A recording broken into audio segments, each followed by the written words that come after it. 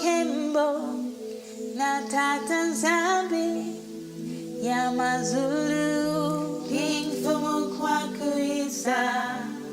Kembo, Natatan Zambi, Yamazulu, King Fumu Kwakuisa. Brothers and sisters, Nusiemi. Hope you're all doing great. My name is Ikeke. Welcome to part 2 of this video where we've been talking about how to identify the most potent healing plants. We talked about how well-being should be the rule rather than the exception. And we talked about hybrids and non-hybrid plants, how to identify these plants. We talked about natural and unnatural hybrids. We also talked about what happens when you consume unnatural hybrid foods, some of the side effects, and talked about the importance of knowing the distinctions between these types of plants. So we'll continue from there. Now, all herbs that should heal, they are on the alkaline side. On the pH scale, 7.1 is where alkaline starts, 7.0 is neutral, and anything below that is acidic. So Mother Nature, if you're using acid plants, it means you're rejecting Mother Nature. Also, Western medicine does that a lot. They'll get a plant, hybrid it, patent it, and when they hybrid it, it's high yield, it has other properties, but it's unnatural. And they use it to make all these medicines. And what happens? Those medicines are just damaging to the body, either to your organs, and many of them you can't even take them for long periods of time because they do put a lot of stress on the body. They might cause other health problems, a lot of side effects. They ignore Mother Nature. It's all about money they're making, prestige, their Nobel Prize. It's about human beings trying to glorify themselves, Anyway, so Mother Nature gave us powerful plants in a ready state for healing. But because man has decided to substitute his own, the result is now people living in a constant state of sickness, things like mental fog. You see, autoimmune diseases are on the rise, just all kinds of terrible problems. People's brains are just blocked with, Alzheimer's, autism, just insanity. Sometimes the food has a lot to do with it. Sometimes some are just possessed, Anyway, so living out here in a Babylonian society has compromised a lot of things, including our connection to Mother Nature. And I believe this is deliberate. We might not see the big picture, but a lot of these people who are in charge of a lot of things in this society, they are aligned with very dark powers, and a lot of the decisions they make might look like it's for the good of everyone, but no, the aim is to disconnect us from the Most High, disconnect us from the natural things that He has provided for us, and to just we know what the enemy is here to do: kill, destroy, steal. So we have to keep our eyes open and just stick with the Most High, and He will lead us to victory in all areas of our lives. So now, according to Dr. Sebi, there's only one disease, and that disease is mucus. Now, disease occurs when there's inflammation from an acid environment in the body. Diseases stem from the accumulation of mucus, or when the mucous membrane has been compromised. So when there's a lot of inflammation, and that acid environment is building up, the body now starts to produce mucus in response to that acidity, in a way of trying to protect itself. The problem is that when that mucus becomes too much, it starts to block other things. Your lymphatic system that should be getting things out of your body can become blocked and not able to function the way it's supposed to. So that's the problem with these unnatural foods. They promote the production of mucus in the body, and they promote the compromising of the mucous membrane.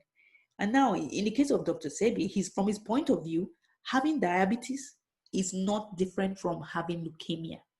Why? Because he says there's only one disease, and that disease is mucus. So what the medical profession has done really is to name each disease based on where the inflammation is happening in the body. According to Sebi, he says these diseases like diabetes and leukemia, they come from the same source. So he says there's only one disease manifesting in 1,000 different ways. And all diseases involve the compromising of the mucous membrane. So he says where it takes place determines where the disease is located. So if the mucus is in the bronchial tube, that's asthma. If the mucus is accumulating in the lungs, that's pneumonia. If it's in the brain, you could have Parkinson's, schizophrenia, insomnia. If it's in the pancreas, then you have diabetes. If it's the prostate glands, then you're going to have that person having prostate issues. But we live in Babylon, so rather than being promoted and his accomplishments celebrated, instead they try to suppress this information. It's going to come out eventually. We Africans, we're going to go back to the traditional mode of healing. We're going to be empowered to get back to the practices of our forefathers. Now, mucus itself is a sign of chemical imbalance in the body. To reverse disease and remove the source of mucus, when you switch to foods that are electrical and that comply with nature and how the Most High intended, this will bring back the energy, through regular cleansing, eating foods and herbs with live minerals, electric plants. It will transform your mind and your body, your soul, your spirit, And Dr. Sebi had a lot of powerful herbs that he used to remove mucus from the body.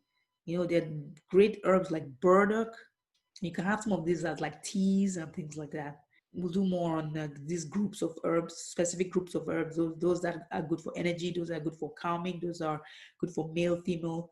We'll do more of those, a separate video. I don't want this to go on too long. Okay, so how do these healers approach healing? Some use fruits and herbs. First thing they do is to get your bowels moving and, get the lymphatic system operating again. They get the kidneys filtering. What happens is that your cells, when they have waste, that goes into the lymphatic system. And the lymphatic system is responsible now for making sure that gets to the kidneys and have it filtered out too. When there's stagnation and things are not moving properly, that's where, we start to see a lot of inflammation, mucus, and disease begins. So disease manifests when things are not moving due to blockages and stagnation and inflammation from eating the wrong foods, these artificial foods. So, when Sebi approach healing, he addresses the body as a whole by cleansing all the cells. He kind of treats the body as a single interconnected unit rather than focus only on one area with, that has the symptoms. No, sometimes the symptoms can be in your leg, but the problem is actually in somewhere else in the body, a different organ altogether.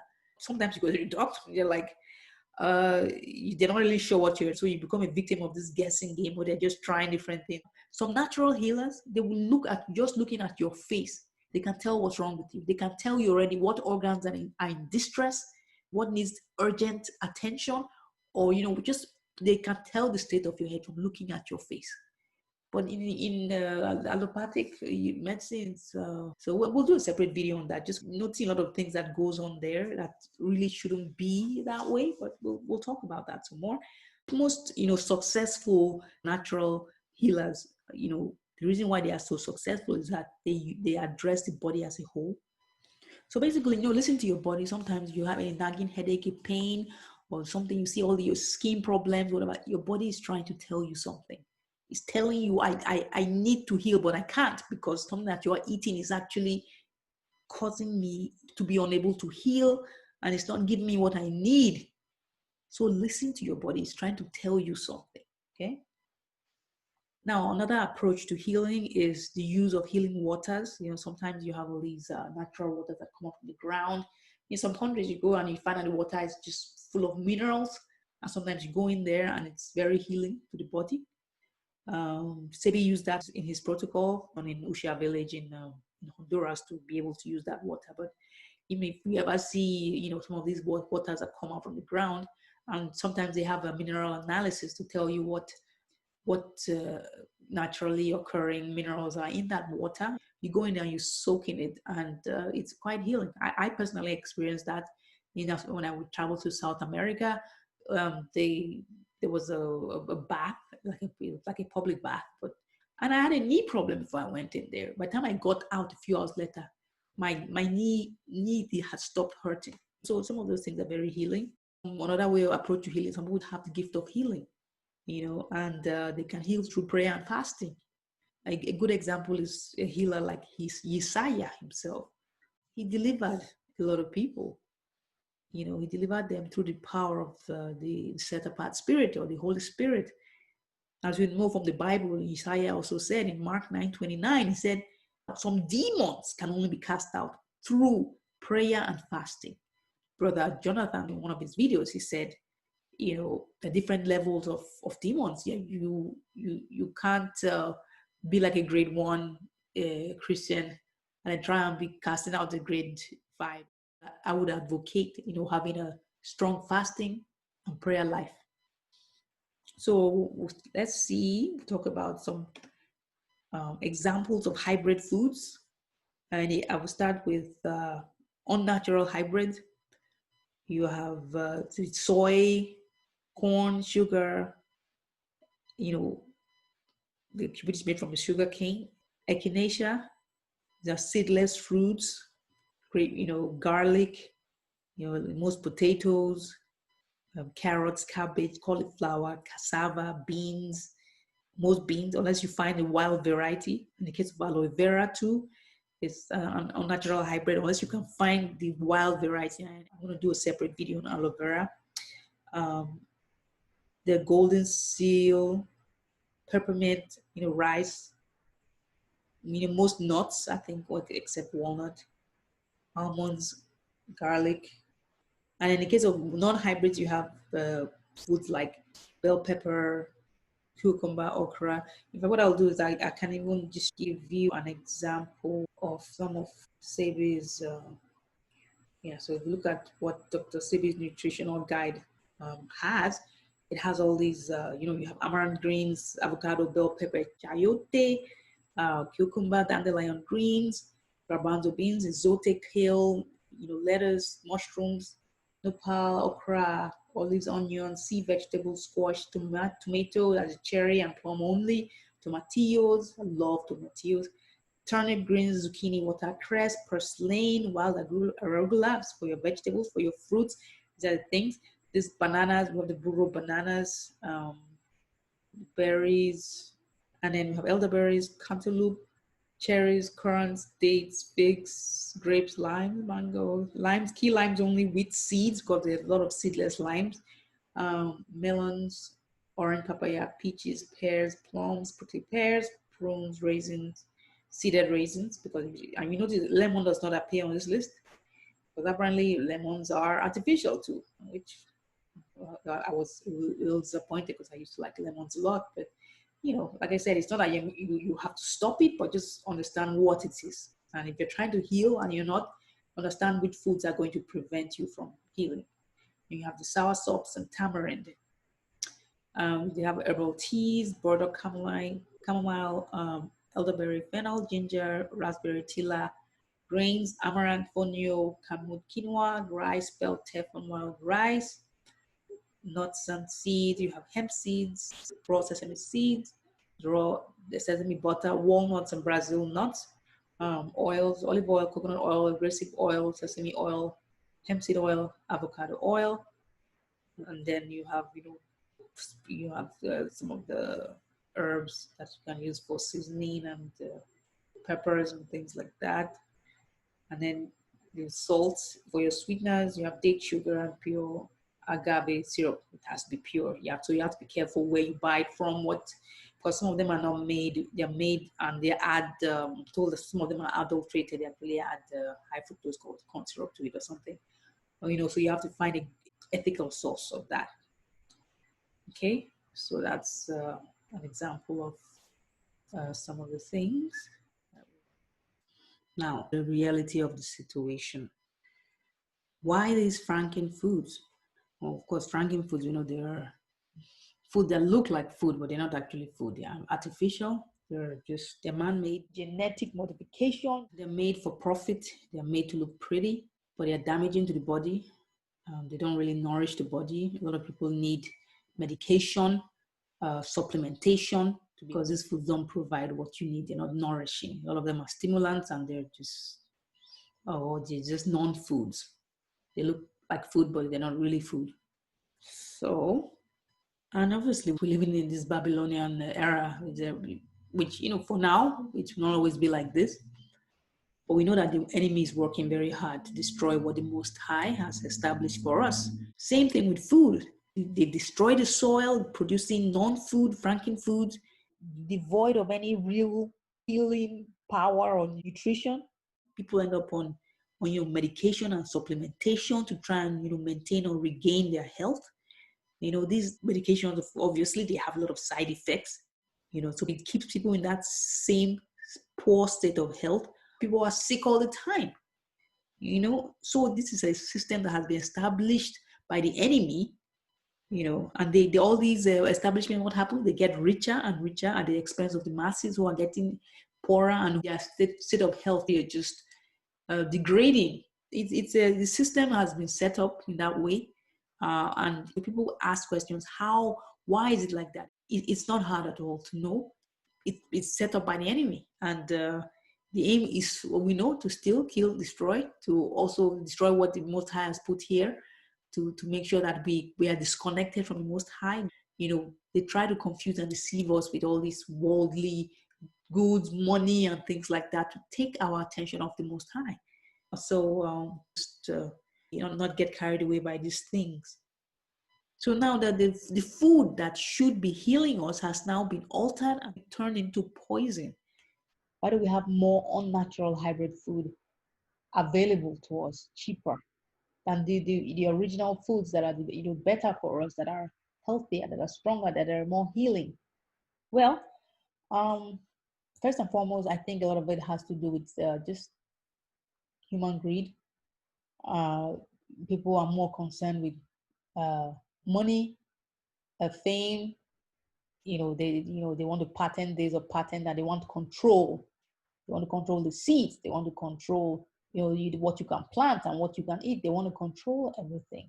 They're linked to the medical industry or linked to the pharmaceutical industry. So when you eat these foods that are not so good for you, what happens? You're sick.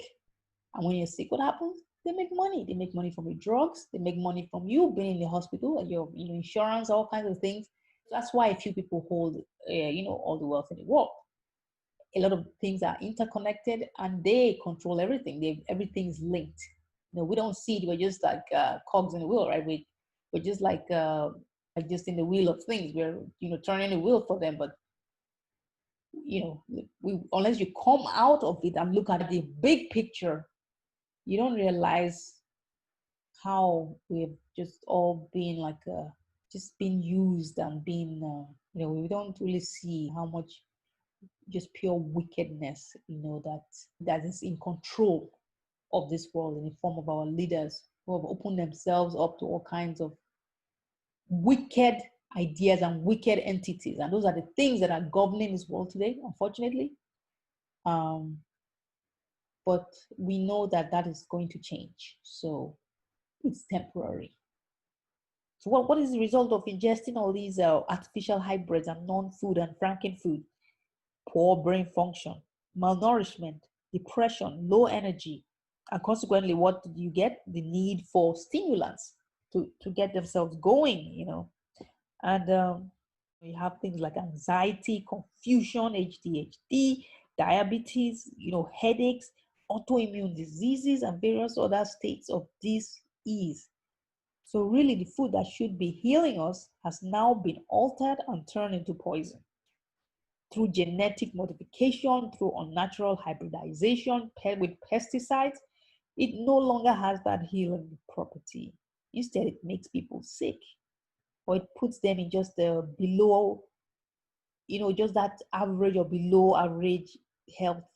Because some people might feel, oh, I'm not sick, I don't have a cold, whatever.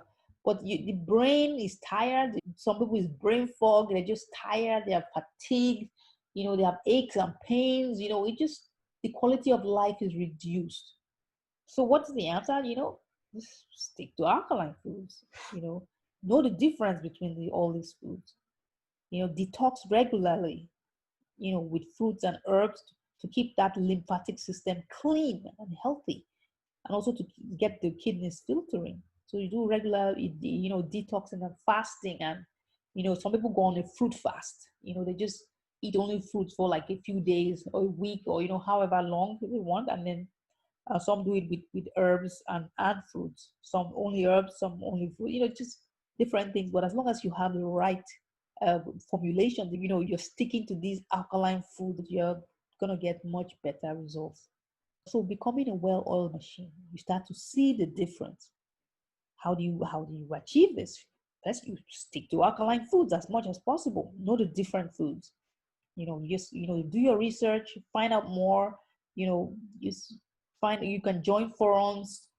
They also detox at regular intervals, with fruits and herbs. Keep that lymphatic system healthy.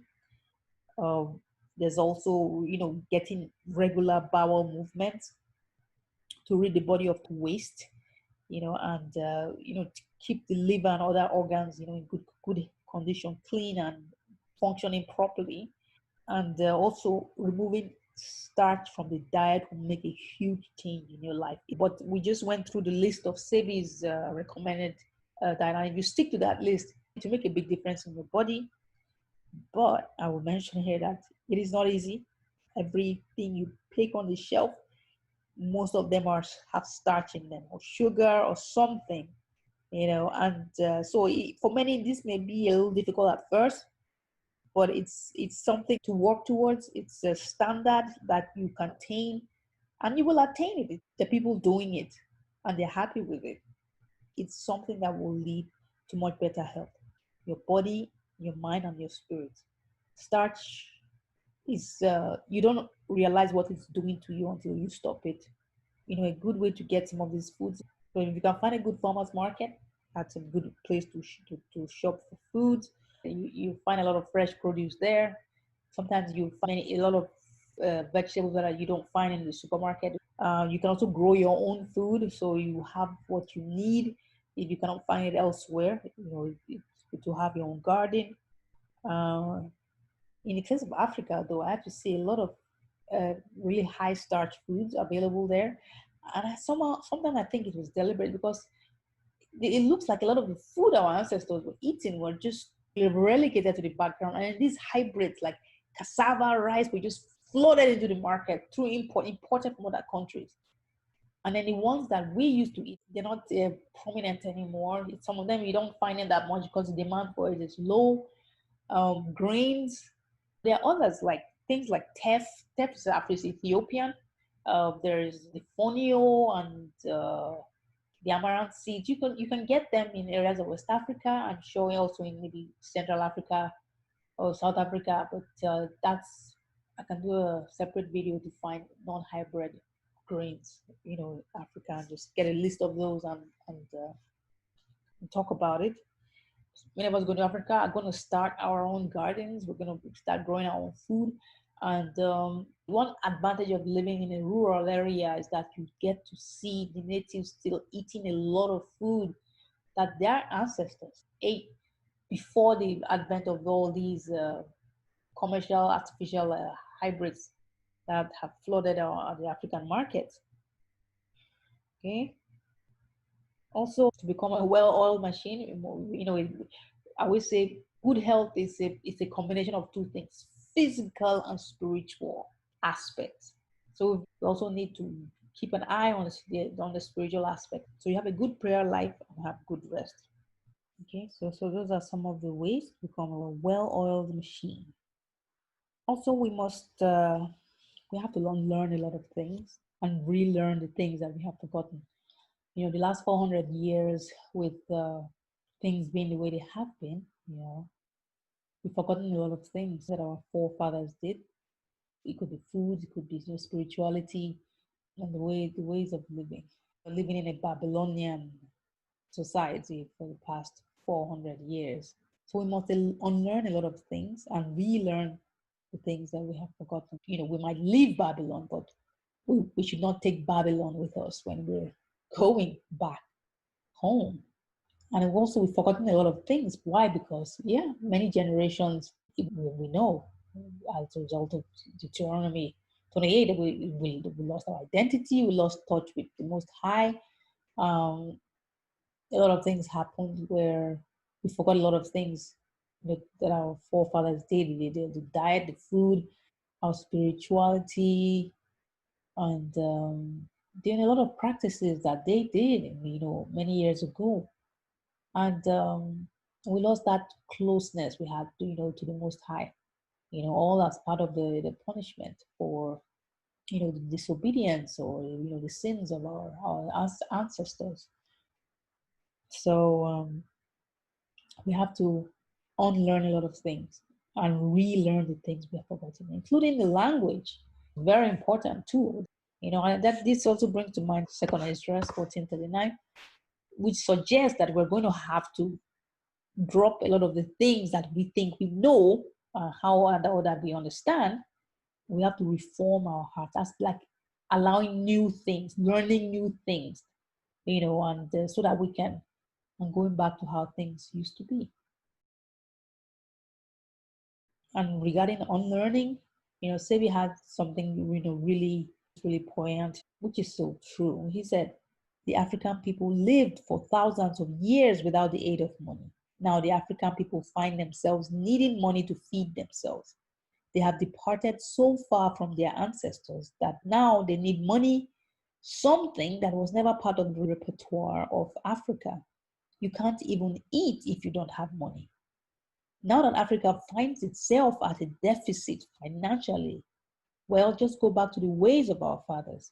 Let's go back to the forest and find the herbs that have the energy.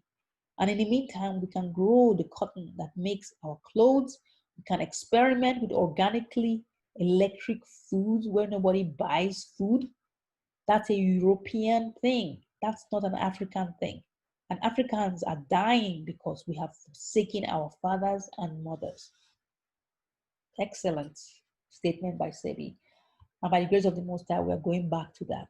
So thankfully, this is going to end, and Africa will end up feeding the world. As we have seen from the prophecies, agriculture is where it's at right now. It's going to be a very important part of surviving in the future and doing well or thriving in the future. Okay, so plant-based or meat-based diet. When people are sick, like they have all kinds of chronic problems, and usually where some of them they go to the doctor might give them some drugs, they're okay, for now, and then they go back home and carry on. They might be back or they might not be back or whatever, But some just have chronic problems where they're constantly in a state of poor health and they just kept alive by drugs or kept running on drugs, basically. You need someone who understands how to heal, okay? And usually when you go to someone who knows what they're doing, the person they will stop you from eating any meat, and you go and they make you go purely plant-based. I also plan to do a separate video to help vegans what kind of foods to get the best spectrum of minerals that will completely replace the need to eat meat and eat meat products or animal products. Some have turned their back on veganism because they were sick when they became vegan. To be a successful vegan, you have to understand that eating those fake meats is asking for trouble. We're not manifest now, but later, usually these things they come forward. One, they start to manifest, in the form of different ailments in the body. Fake meats are very, very inflammatory. They are acidic. They are unnatural. Soy itself is an unnatural plant. So for healing, your best bet is to go on a plant-based diet, and even the contents of that diet, the plants that you eat, be careful to eat natural plants and avoid artificial plants. When you go to some of these natural healers, the first thing they do is they stop you eating meat and they put you on fruits, put you on herbs, for a period of time on a fast, until your body has healed itself of that disease. The gorilla has 96% DNA resemblance to the human, to the human. And what do they eat? Fruits and herbs. At least the one in the African forest, they eat fruits and herbs and shoots. They eat some shoots of fruit. So basically, the fruit is their main thing that they eat, and the shoots. When you look at a gorilla, you see how strong they are. Even the lion will not go near them. Will not challenge them. They are strong. They are big. But what do they eat? They're vegetarians. Sebi said that made a lot of sense. Said, look, if you take the gorilla and you put him in the Arctic, he won't last very long. And you have to eat according to your environment too. We are Africans. We came from Africa. So when we eat, the plants that are in Africa, they're some of the most powerful herbs. And we are powerful, in our makeup. And so those plants have been made for us. They've been made for our type of cell. They've been made for us. So they are powerful, just like we are. So when we are living out here and eating substandard foods, we're operating at a lower level than we should be because of, the food here is just not, it's not strong like we need it. We need, those strong plants with, the energy in there that will feed us. Even in South America, you find a lot of these too because it's tropical. Those tropical forests, that's where you will find the most powerful plants. Same way, if you put the polar bear in the African jungle, it's not going to do very well. He needs that fish. He needs that cold weather. He needs the fish. He needs what he was made for. Even if the polar bear survived, he won't thrive. If you put fruit and fish, in front of gorilla, he will take the fruit. Same with the polar bear, he will take the fish. So according to Sebi, he says, the gorilla does not eat meat. Where did he get that message from? He didn't go to some school for some nutritionist to tell him that meat is wrong for his genetic expression. He instinctively understands his electrical connection with life. When we are disconnected from that electrical connection, we make mistakes. We lose our intuition. Then we start to see diseases of the mind, of the body, and the spirit. And how our mind works has a lot to do with our diet. Look at a good example is where this Jamie Oliver, who came from England to come and teach schools here in the States how to feed children. The children had behavioral problems from eating, crappy food at school. So he came to come and help because we understood that what you eat directly affects your behavior. The schools who fed their children much healthier food, there was a difference in the way the children behaved when compared to some of the schools here and what they fed their children for lunch. Food has a lot to do with behavior. Look at the case of mad cow. What happened? Mad cow was as a result of them feeding the cow unnatural food. The cows eat grass. That's what they want. When they're in nature, that's what they eat. Grass. When they're outside, this is grass they go for. But instead of to start to feed them other things, I don't know what was driving that, but the cows, went mad or whatever, so it became mental disease. Another example of what food can do was in the book of Daniel, where Daniel resolved that he would not defile himself with the king's food. We're looking at Daniel 1 verse 12. He said he would not defile himself with the king's food or the wine that he drank. So when he came before the king with his people, he requested for vegetables. He said, test your servants for 10 days. Let us be giving vegetables to eat and water to drink. He said, after 10 days, those who ate like Daniel were better in appearance and fatter in flesh than all those who ate the king's food. So that's, even biblical confirmation. According to Sebi, he says the black man was not supposed to eat meat. I assume here that he'd seen enough from his patients, starting with himself. He was in a terrible state of health when he was younger before he found out about the power of herbs. And when you come to look at it, we are the only species that destroys our food with heat before eating it. No other species damages their food that way. They eat it as is. What about the goat? They eat the leaves. They don't need to cook it because their body can handle it like that, right? What is the only food? What is the food that we can eat without having to prepare it? Now, that is how you find out the natural food of any species. What are they drawn to eat that doesn't need preparation, that doesn't give them problems in digestion? For us, it's fruits. Vegetable fruits and sweet fruits, sour fruits, all those other classes of fruit, they are the food we can eat without preparation and we can digest it easily. And the herbs too, yeah, we don't need to prepare them. So fruits and then herbs. And the Bible says it give you fruits and herbs. Fruit and herbs for food. And that's clear from Genesis. So when we cook our food, we're destroying it, destroying the food, really. So basically, eat as raw as possible. The more you can eat the raw food, the better, because that's where the healing energy is. When you cook the food, when it's alkaline food, it's still good for you.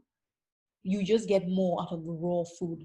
So if there's a way to make some of your meals every day just raw, like one meal can just be fruit, all fruits, could be the breakfast, good fruit, not seedless and all those things. Good fruit, not artificial ones. Or it could just be one meal every day, a salad, for dinner or something, and no franking foods in there. Mostly try and stick to vegetable fruits that with seeds, and there's lettuce and some other greens that are good. They're not artificial. You make salad out of those. You can just start with just having that one meal every day that is raw. You will start to see a difference before long. So fruits are the top of my list for foods because we can eat them raw without preparation. That shows that is our natural food. In the case of meat, you gotta cook it or boil it. It's not easy to digest. It takes a long time. Plus, it just causes inflammation galore in your body.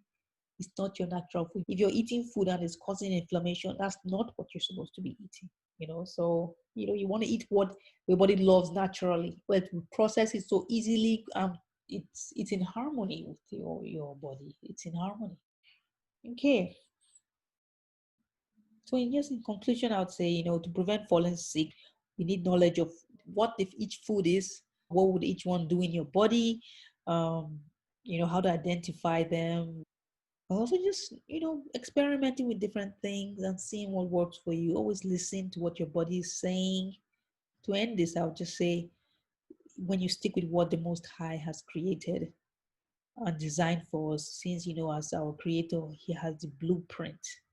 And based on that blueprint, he's put some plants out there that is meant just for us. It promotes our spiritual and our physical, mental well-being so that we can commune with him even better and worship him with clear minds, with love in our hearts. So when we stick with what he has created, we will see the benefits. But I believe it will bring us even closer to the Most High. And then your fasting periods and your prayer and with your fellowship with the Most High will, I believe it will benefit really well from it. Thank you for listening. Yamazulu King Fumu Kwakuisa Kembo Kembo Natatanzambi Yamazulu King Fumu Kwakuisa Kembo Kembo Natata Wamulu Elimo Kembo Kembo Natata Wamulu Elimo Kembo Kembo Natata Zambi